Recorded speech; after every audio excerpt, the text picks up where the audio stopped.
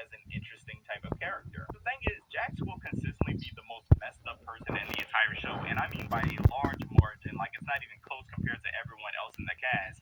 And then the show will have little moments where they want you to empathize with him or feel some type of sympathy for him. The example I gave in my original video was after terrorizing the entire cast in the gun episode, and then, having his fight with Pomni, we see Jax thinking about abstracting or, freaking out in the bathroom. There were people trying to say that this moment wasn't trying to get sympathy for him, but my question to those people is, well, what emotion did the show want you to have when watching this? Did they want you to just look at it and be like, oh, cool, Jax is thinking about abstracting? Did they want us to clap and start cheering? I mean, I did, but I know that wasn't the intended emotion that the show wanted. No, the show wanted you to be like, oh my god, Jax is thinking about abstracting. He might actually do it. That is the emotion that the show wanted you to have towards this scene. And like I said before, I find it very hard to feel any type of emotion or any type of care about him maybe abstracting when he is quite literally the guy that can cause any other member of the cast to abstract any day now. Speaking of which, I want to play you a quick scene from the gun episode.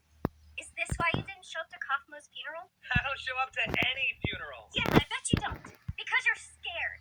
If you're scared, you'll actually show a human emotion. I'm scared I'll be bored to tears. Have you ever thought that this might be what causes people to abstract in the first place? Oh my god! Are you seriously gonna blame me for something that everybody else did too? You didn't even know him. You don't even know what people are like before they abstract.